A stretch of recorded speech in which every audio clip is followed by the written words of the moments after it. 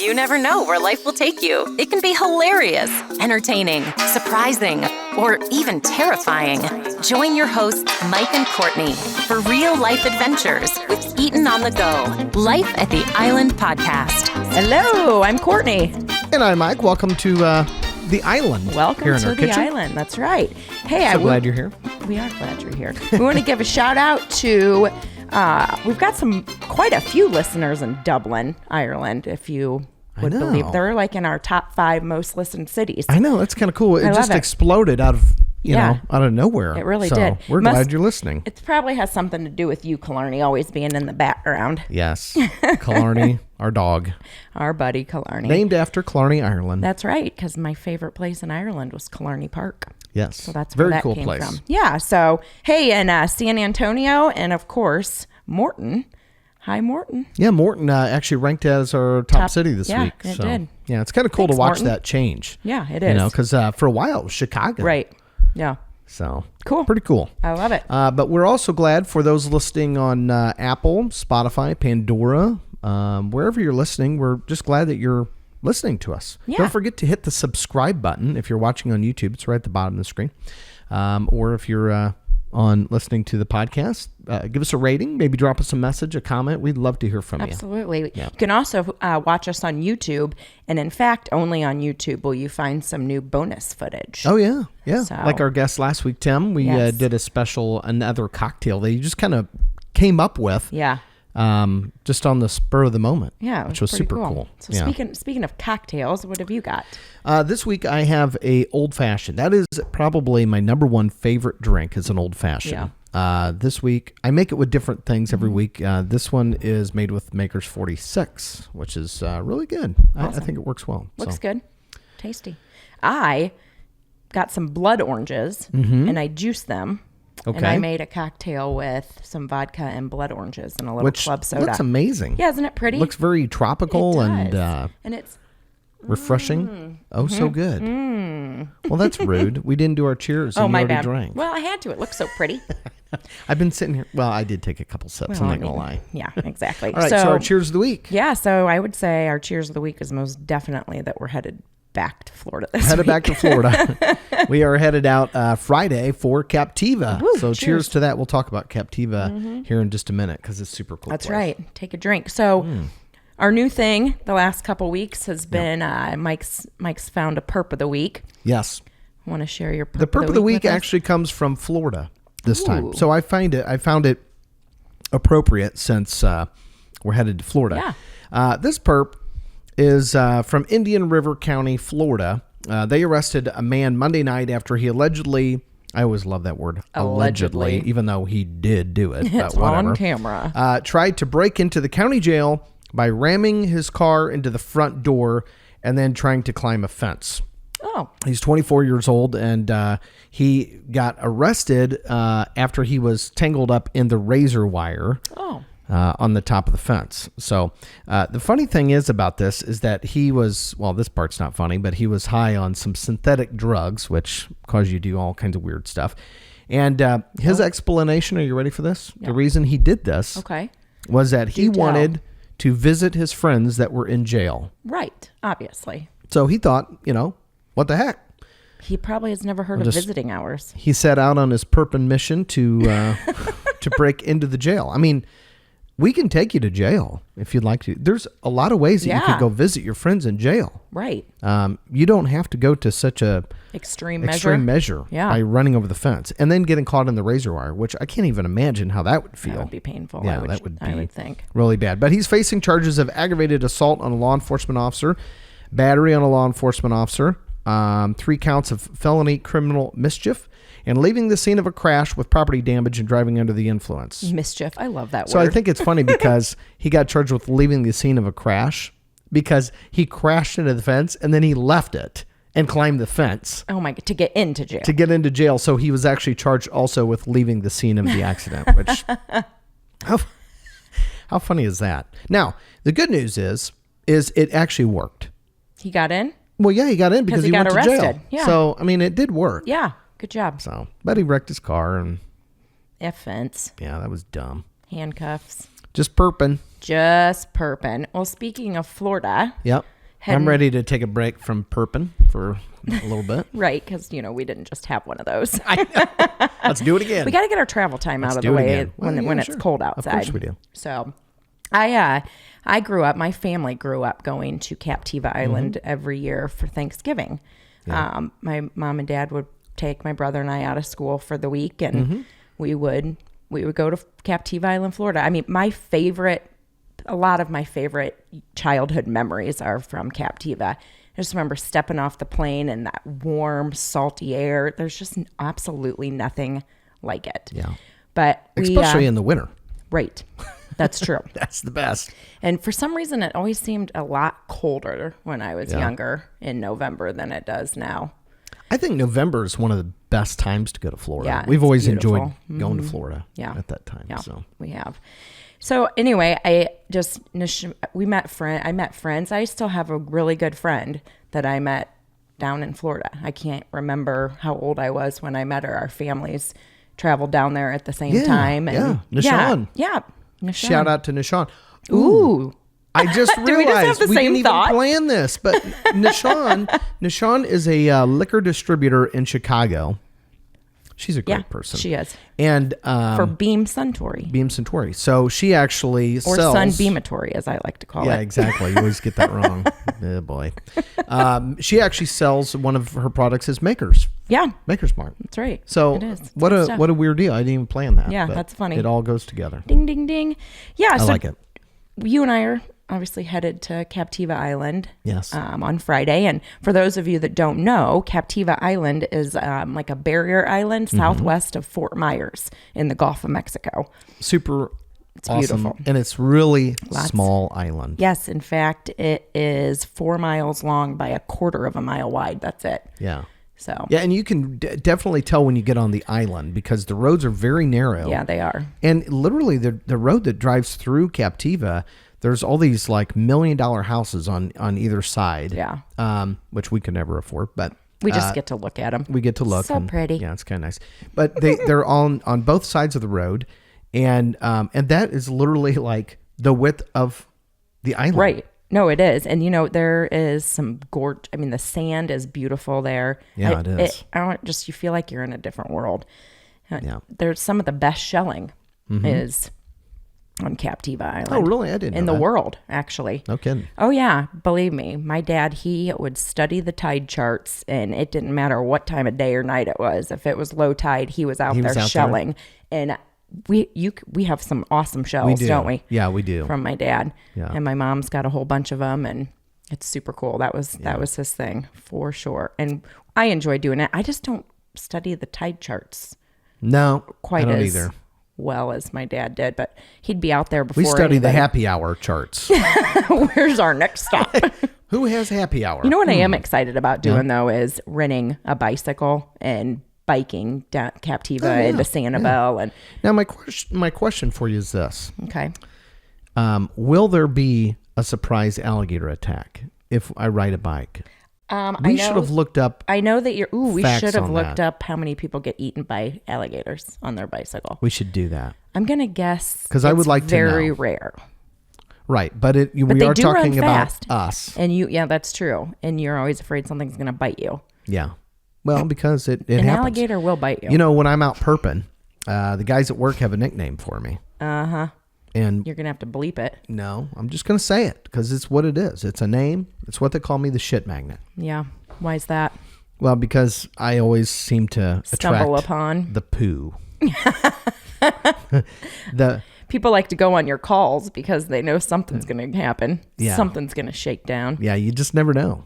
The weirdest things happen. Weirdest. Well, when I did a ride along with you last time, I was scared. I almost pooped my pants because you had to draw your gun That's on graphic. that house. That's graphic. Well, we're talking about poop.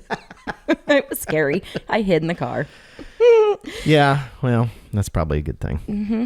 So, but anyway, back to Captiva. No, Sorry, I just little side note there. No, I think it's fun. Not really. I don't know that this is fun. Actually, it's probably not fun at all. But you know how Captiva got its name? No. A pirate captain by the name of Jose Gasparilla. he took Jose Poopy Pants. because his name's Gas. Oh my God. You were such a boy. It was like you just channeled your inner child there. I did. Can't help it. You said Gas. It was an accident. So he kidnapped women from wealthy families. That's rude. And held them captive for ransom money on that island, which became Captiva Island. No kidding. Yeah, that's according to local folklore. Okay. Well, I like it. They say it was like in the 17 and 1800s. Makes so sense. we could probably make up whatever we want about why Captiva was called Captiva. Yeah, we could. But there were a lot of pirates in the Gulf of Mexico apparently back then. Like hundreds of pirates. Yeah. Yeah. And there still are pirates. Yes, there are. Out, not obviously right off the shores of Florida, but there are pirates. You like if you go on YouTube or research some different things, you can see some interesting like Somali pirates and different people like that that will try to get onto ships and hold them captive. So well, that was when we went on my first cruise. I was like, what's going to happen if there's pirates that come and try to take over our ship? Nobody's going to want to take over our ship. Why? Well, I mean, what are they going to get? Not a cruise ship, though. Oh, a cruise ship. That's what I was saying. But cruise ships, a lot of cruise ships have actual full arsenals on them. They do? A lot of people don't realize that. They do. And they're trained to be able to use those. They have an armory your bartender is also your machine 1 minute he's gun making an old fashioned, the next minute he's a big guy. I got to man the cannons on the side of the boat. You were on a cruise ship that got too close to Cuba back in the day, and yes, you had Cuban aircraft flying over. Yeah, I kid you not. I was laying there sunning myself on the upper deck, and all of a sudden I'm like, I hear a helicopter, and here all of a sudden on the top of the ship is this military helicopter that had come from Cuba, and he sits there and hovers for a little bit, and he had the big gunners on him and everything. I'm like, oh, geez, this is gonna hurt. So then he flies around to the other side, and he tips his helicopter down, and he's right over the ship. And I could see the pilot. Like at the bridge? Was he at the bridge, like trying to warn the captain? Yeah. Like, you're in my water. But then he flew over where the pool was. Oh. Like I have some control of the ship. I just want another daiquiri. Of course you do. I'm like, oh, if this is going to be my last one, let's get. I want one for both hands. Die with a smile on my face, I guess. So yeah, that was kind of scary. Yeah. And then he took off. So I don't know if that was just a warning to the ship or what, but I don't want to ever see that again. Yeah, no, that's crazy. Yeah. So did they ever say anything about it? No. No. It's just like, oh. Yeah. Didn't come over the loudspeaker and nothing. I don't know. I think they just didn't want to draw more attention to it than what it was. But that was not normal. I've never seen that before. No. That sounds kind of scary, especially with machine guns. Oh, yeah. I mean, that was intimidating. I bet it was. So the last time we flew, we take Allegiant from Peoria into Punta Gorda, Florida. It's a direct flight. Yeah. The last time we took this flight with the kids back in June, we were diverted. That was rude, wasn't it? Yeah, quite a bit, because it was a late night flight anyway. I don't think the flight left. But to be fair, it wasn't Allegiant's fault. No, it was not. No. It was Mother Nature's fault. Right. And they were great. I mean, we got compensated for the fact that we got diverted to St. Pete Airport, right? Which is about 2 hours. We love Allegiant. North they always do good for us. 2 hours north of Fort Myers or Punta Gorda. So we had a car rented in Punta Gorda. We were supposed to land at like 10 p.m. or something, 10:30. It was late. It was late into Punta Gorda, and then we had to drive to get to our beach house. Yeah. And all of a sudden, the captain comes on and says, we are going to be landing. And we're all like, oh, wow, we made good time. Like, we should still have at least another half hour left in flight. Well, then it's like, and we're going to be landing in St. Pete. Yeah. Because there were, whoopsies. And I'm like, they're joking. Because they're always funny and joking about stuff on. Right. As a matter of fact, you were saying that. I was like, they're kidding. Joking. Yeah. No, they weren't. So we landed in St. Pete along with a whole flight of people who were also not supposed to be landing in St. Pete. Right. And what did we have to do? I mean, I was like, oh my God, we have the kids. It's late at night, our cars, and we tried to rent a car. All the cars were rented. It was almost a panic moment a little bit, because it was literally trying to figure out the logistics of that car that was still rented, in the other airport. And we're like, man, how do we, and then we thought, well, do we rent a hotel room or what do we do? Mm-hmm. So what'd you do? The only other option I could think of was call an Uber. Yeah, might as well Uber it all the way down to. And the great thing is, the Uber driver pulls up. Of course, we have to get the Uber XL because there's 5 of us. There's and 5 all of us our plus luggage. all of our luggage. Mm-hmm. And he pulls up, and super nice guy. Yeah. But he didn't look at the final destination. Nope. And so, of course, I looked at him and I said, oh my gosh. And I should pause for a moment and say that there were a bunch of other people pulling up their Uber app as well, doing the same thing. Right. So because I knew cars left at 11 o'clock at night or whatever it was. Yeah. Wasn't it later than that or not? No, because we didn't. It was, I think it probably ended up being later by the time we actually got in there, but then driving down to the airport. We sat on the runway for a while because they thought maybe they could get us back. Because what happened was there was a lightning storm in Punta Gorda, and it knocked out one of the radio towers, which I don't, I get it. I don't want to land there either. Yeah. Yeah. So it made sense. Well, anyway, so here we are. We're getting in the Uber, and the guy, I looked at him and I said, I thank you so much for picking the, I wanted to give the guy a hug. I was so happy to see him. And I said, don't worry, we're going to make this well worth your trip. And he just kind of looks at me, and I'm like, we're going to Punta Gorda Airport. And he was cool about it. He was like, okay, guess I'm driving you to Punta Gorda. Yeah, he was an older gentleman dressed like in a suit and tie. I mean, this was his job. Yeah. He had mints in the side. He was an awesome Uber driver. And he explained that he used to be a limousine driver. Mm-hmm. And of course, limousines aren't as popular as they once were. And so he didn't have any work as a limo driver. So he became an Uber driver. And he did I would use him as an Uber driver everywhere I went to. If it was that guy. I know. He was just wonderful. Yeah. And we use Uber a lot. Yeah, so we do. We have some reference. Cool. Yeah. Absolutely. We always talk about the one that said he robbed a bank. Yeah, that was in Nashville. So you do get some interesting stories, as they do, I'm sure, too. Yeah. I don't know that I would Uber by myself, but I'm a small town girl. Speaking of, interesting travel stories. See, it's that term at work. It comes back to us even in our personal lives, because we were going on a cruise. We were supposed to be going on a cruise. I married Mr. Ship Magnet. I know. We were supposed to go on a cruise, and we were trying to fly out of Peoria Airport. We were going to Chicago to take the flight to Fort Lauderdale. And this was a couple years ago. Yep.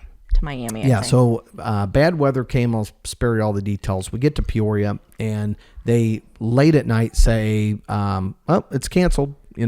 Flight's canceled. Then we were panicking because the cruise left the next day. So we thought we have to figure out how to get to Chicago. So we rented a car. Now it was snowing. The roads were terrible. Awful.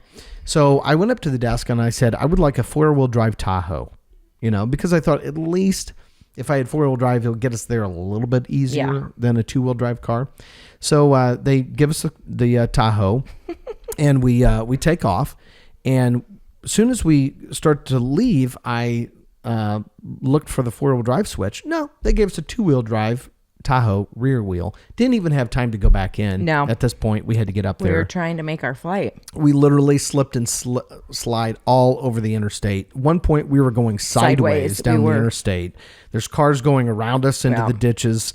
And I thought, I'm pretty sure we're not going to make this. Yeah. And I was able to get the Tahoe swung back around, and it was kind of slow going for a while. And then we kind of got through it, and we got up there with 30 minutes to spare, and they closed the airplane door, and we could not get on. Yeah, I know. But you know what? They got us on the first flight the next morning. It was like 5 a.m. We got down. We did. And remember that we stayed at the Hilton at the O'Hare Airport because we were like, okay, we're not going. It's how late at night. We're not going off and then have to come back at 5 o'clock in the morning. And, whatever. It happens. Everybody around us was ticked off, and it's just life, right? It happens. What do you do? So we get there and we check in, and the gal that was checking us in at the hotel she was just like, oh my God, thank you for being nice. Yeah. We're like, because they probably get all kinds of jerks that come through there. And so we're like, oh, no, whatever. So we go up to our room, drop our bags, go to the restaurant at the hotel just to eat real quick so we can go to bed because we got to get up bright and early before the sun even came out. And we order our food, and the chef at the restaurant comes up and he says, because I think, did we give our credit card to pay or something like that? How'd they know who we were? I think that's what we did. Because the chef came out and I think he handed us the card back and he's like, this dinner's on us. I know. How cool is that? Yeah. But it actually was on the girl at the front desk. front desk. Which, I mean, that was even better. Yeah, it was cool. So and you know how it pays to be kind. When you eat at a hotel, anything, it costs a lot of money. Yeah. So that was a very nice gesture. I know. It really was. It really, really was. But well, speaking of Florida, they've been in the news here the last few weeks with their record cold snap that they had for like 2 days. I know.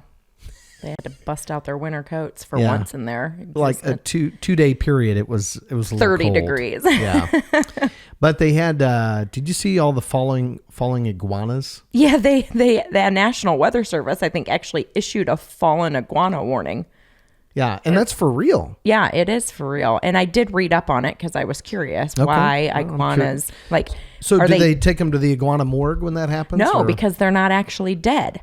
Oh, no kidding. Right, so they're iguanas, lizards, they're cold-blooded. If I fell out of a tree, I'd be dead. Yeah, you probably would. You don't have any hair to cushion the fall. Is that what it is? I don't know. But yeah, so what happens is when their blood reaches 40 degrees, they kind of become immobile. Kind of like me.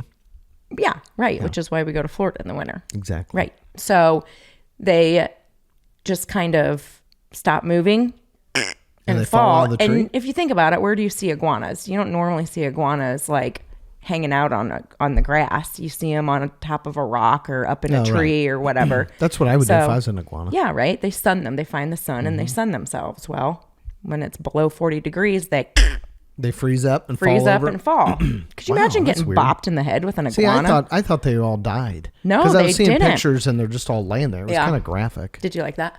That looked just like an iguana. Right. You're going to have to watch the YouTube video for that incredible impersonation of an iguana falling out of a tree.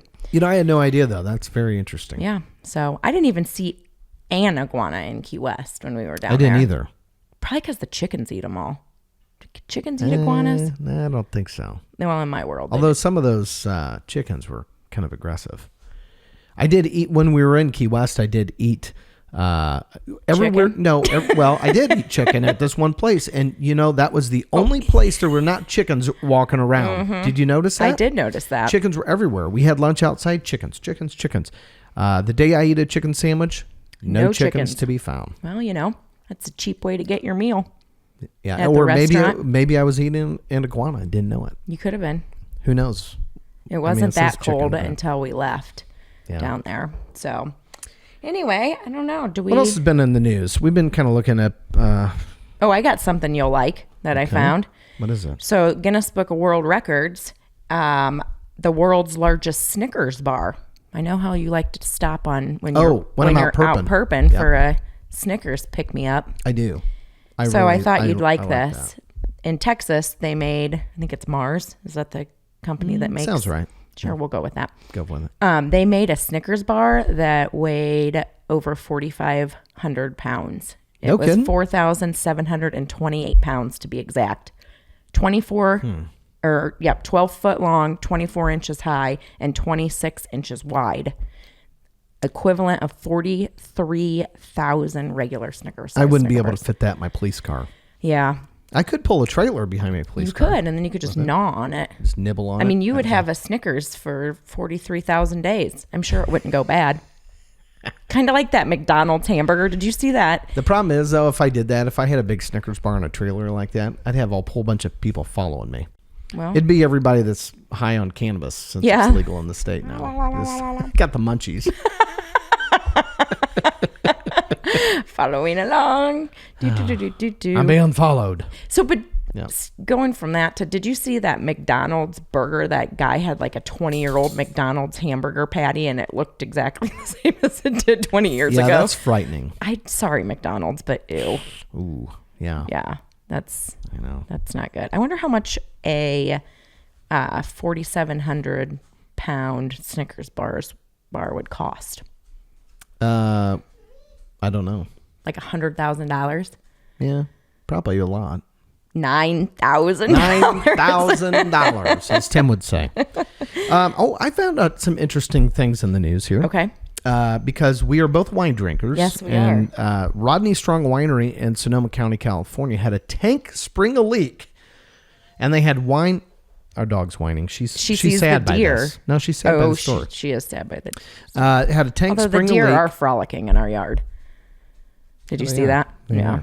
It had a tank spring leak, and wine poured into the creek nearby, which feeds into the Russian River. That's amazing. I mean, probably not for the actual wildlife, but I would so go swimming. you just dive right on in, wouldn't you? Yeah. Now, here's a question. Do you think the fish get drunk? Yeah, and then they die.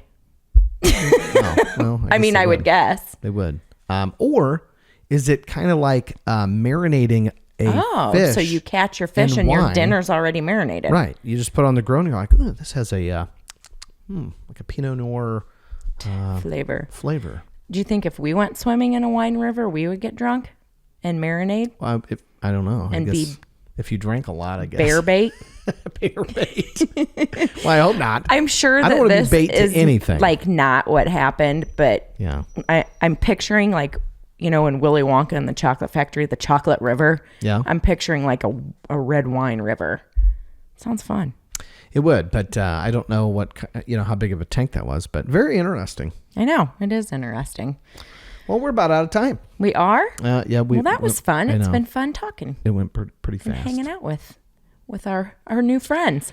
It is, yes. So pod quote. Ooh, pod quote. We love to have our pod quote to end the show. Right. Well, we all know how much I like the beach. Mm-hmm. So my pod quote of the day is, life takes you down many paths, but my favorites lead to the beach. Very nice. Well, our favorite path will lead us there this Friday. I'd like to have my toes in the water. It will be nice. And my toes in the sand. It will be nice. Hey, so we'll see you next week. All right. Well, take care. And make sure that you check us out on Facebook, Instagram. Drop us an email, eatingatthego@gmail.com. Eating on the go. Eating on the go. Is that what I... You said at the go. At the go. In the go. Who the go? I don't know. Eating at the go. Eating on the go. Eating on the go at gmail.com. I'll help you. Have a great week. Bye. Goodbye.